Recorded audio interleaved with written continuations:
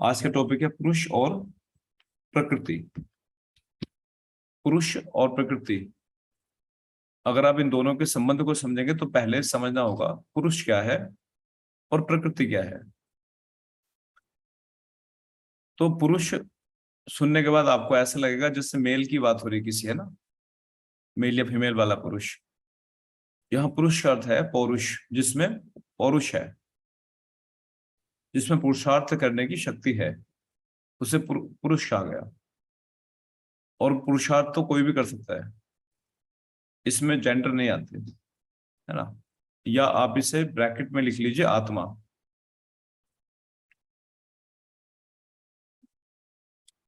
पुरुष मतलब आत्मा। इसको योग दर्शन में दृष्टा भी कहा गया है। प्रकृति क्या है? जब आप प्रकृति शब्द को सुनते हो तो आपके मन में चित्र बनता है नेचर, पेड़ पौधे, है ना, जंगल घने, नदियां, पहाड़। लेकिन प्रकृति का मतलब ये सब नहीं है। प्रकृति का मतलब आता है इस पूरे ब्रह्मांड से। इस पूरे ब्रह्मांड से प्रकृति का मतलब आता है। एक समय ऐसा था जब इस पूरे ब्रह्मांड में ये कुछ भी नहीं था, ये ब्रह्मांड भी नहीं था। आप समझ रहे हो? तब ईश्वर ने, ऐसा उपनिषदों में कहा जाता है कि तब ईश्वर ने अपनी योग माया से इस ब्रह्मांड की उत्पत्ति की। और ये उत्पत्ति तब तक संभव नहीं हुई जब तक ये सत्व रज तम तीनों साम्य अवस्था में थे। प्रकृति का अर्थ है, प्रकृति का जो अर्थ है वो है सत्व रज तम, तीन गुणों की साम्य अवस्था। आप इसे नोट कर लेना। प्रकृति का अर्थ है तीन गुणों की साम्य अवस्था। और वो तीन गुण कौन से हैं? सत्व रज और तम।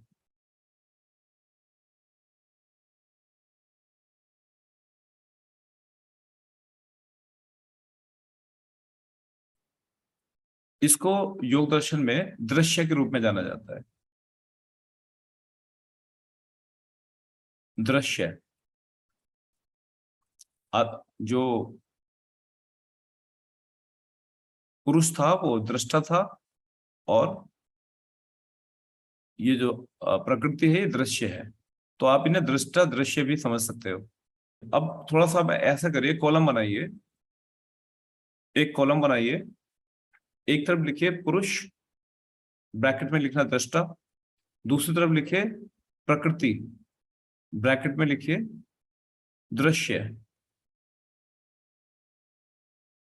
और समझ में आ जाएगा आपको ये और बेहतर ढंग से क्या है ये।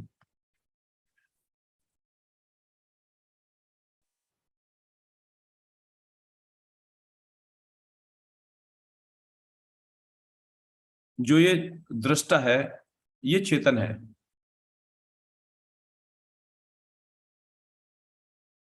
मतलब जो पुरुष है वो चेतन है, और ये जो दूसरी कॉलम में है वो जड़ है। अब ये जड़ और चेतन क्या होता है इसको भी समझ लेते लगे हाथ। देखो, जड़ कहते हैं वो जो हलचल ना कर सके, अपने आप से कुछ ना कर सके। जैसे आपके घर में रखी हुई चीजें, ये सब जड़ अवस्था में है। जब तक कि इन्हें कोई चेतना इन्हें पुश ना करे तब तक ये हलचल नहीं करती। चेतन क्या है? चैतन्य वो है जो चैतन्य करता है, सबको प्रकाशमान बनाता है, ऊर्जावान बनाता है। जैसे आत्मा और शरीर, शरीर है जड़ और आत्मा है चेतन। क्लियर? जब इसमें चेतना निकल जाती है तो सर जो शरीर है वो जड़ मात्र रह जाने से अपने आप से कुछ नहीं कर पाता, जिसे हम शरीर की मृत्यु कहते हैं। चेतना जो है, ये दृष्टा जो है वो त्रिगुणातीत है, त्रिगुणातीत। और जड़ जो है, ये आपका प्रकृति जो है वो त्रिगुण, त्रिगुणात्मक है। प्रकृति त्रिगुणात्मक है। अब ये त्रिगुणात्मक और त्रिगुणातीत क्या होते हैं इनको भी समझ लेते लगे हाथ। देखो, त्रिगुणातीत का अर्थ है त्रिगुण अतीत। त्रिगुण प्लस अतीत, अतीत का मतलब होता है पर है। जो तीनों गुणों से परे हो। और त्रिगुणात्मक क्या है? जो तीनों गुणों से युक्त हो। वो तीन गुण कौन से हैं? सत्व गुण, रजगुण और तमोगुण। सत्व गुण, रजोगुण और तमोगुण।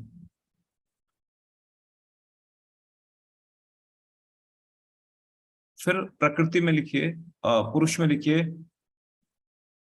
निष्क्रिय।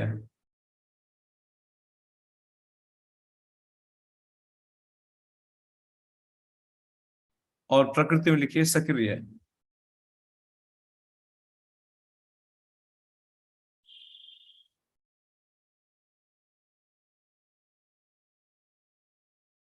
फिर लिखिए प्रकृति में लिखिए, पुरुष में लिखिए पहले कॉलम में भोक्ता। भोक्ता, भोगने वाला। दूसरे में लिखिए भोग्य, जिसको भोगा जा रहा है।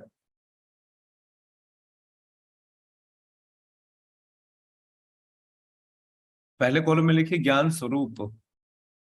दूसरे में लिखिए अविद्या या अज्ञानता।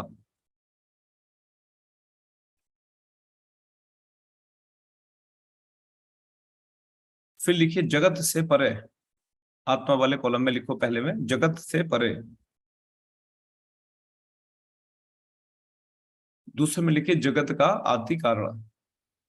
जगत का, जगत का आदि कारण मतलब है, जगत कहते हैं संसार को, है ना, इस सारी दुनिया को।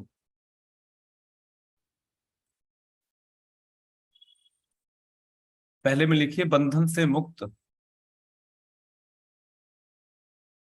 बंधन से मुक्त। और दूसरे में लिखिए बंधन का मूल कारण।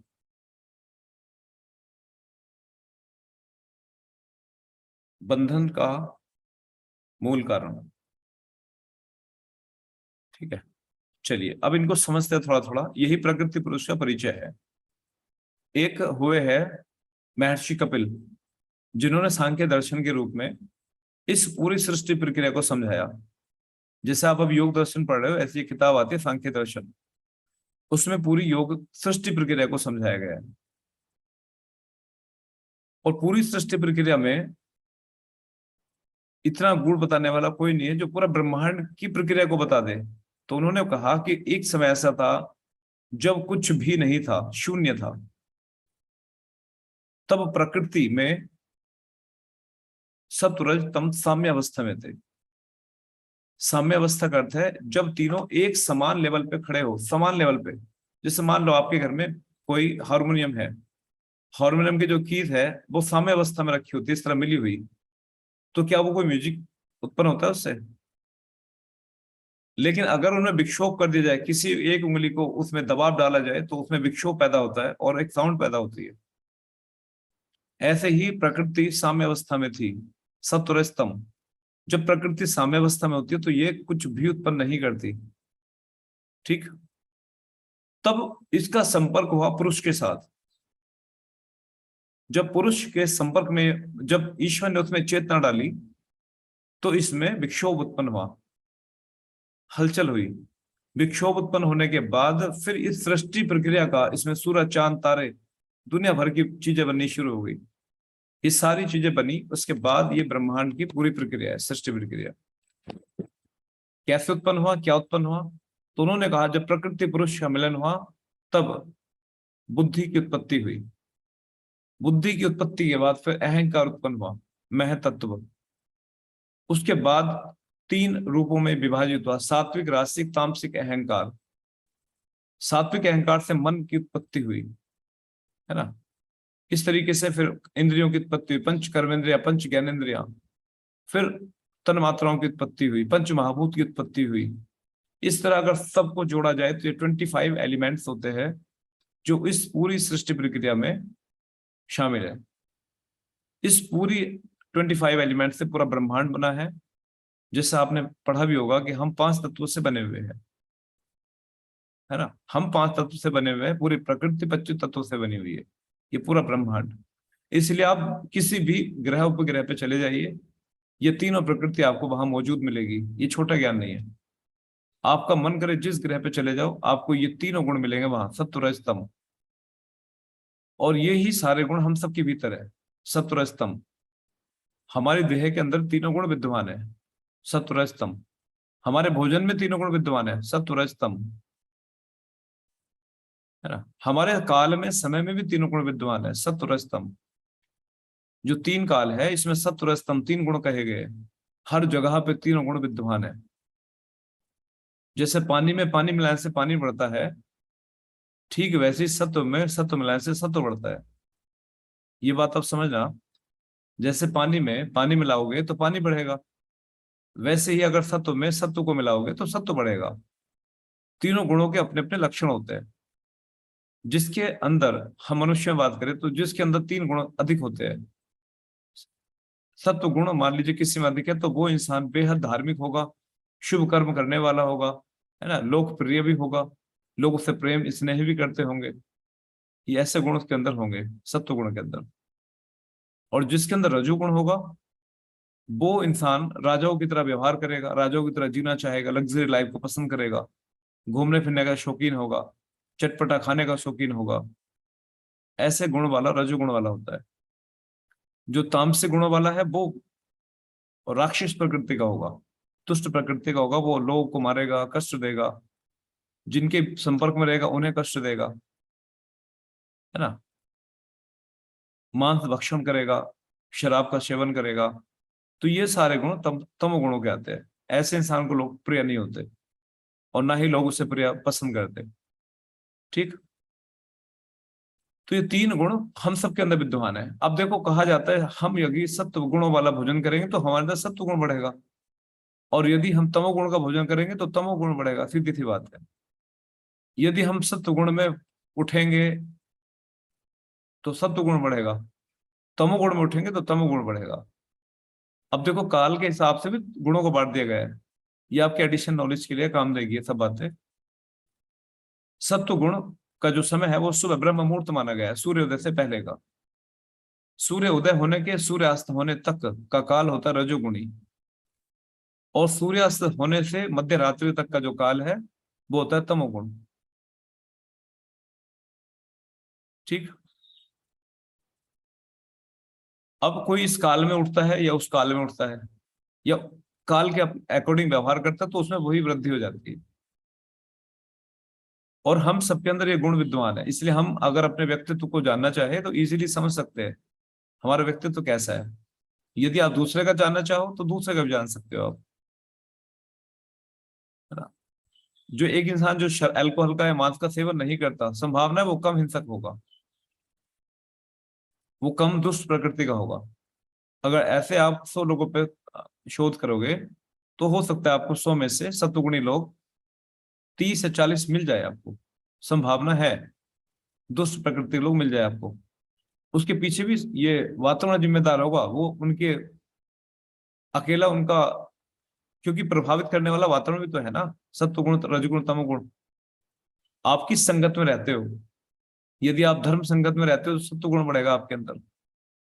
यदि आप रहते हो रजोगुण वाली संगत में, तो रजोगुण बढ़ेगा। आप रहते हो दुष्ट प्रकृति संगत में, चोरों के साथ रहते हो, झूठों के साथ रहते हो, या छल कपट करने वालों के साथ रहते हो, तो आपके अंदर भी बढ़ेगा ऑटोमेटिक। सिर्फ खाने से नहीं होता है फ्लक्चुएट, ये हमारे खाने से, हमारे वातावरण से, सबसे होता है।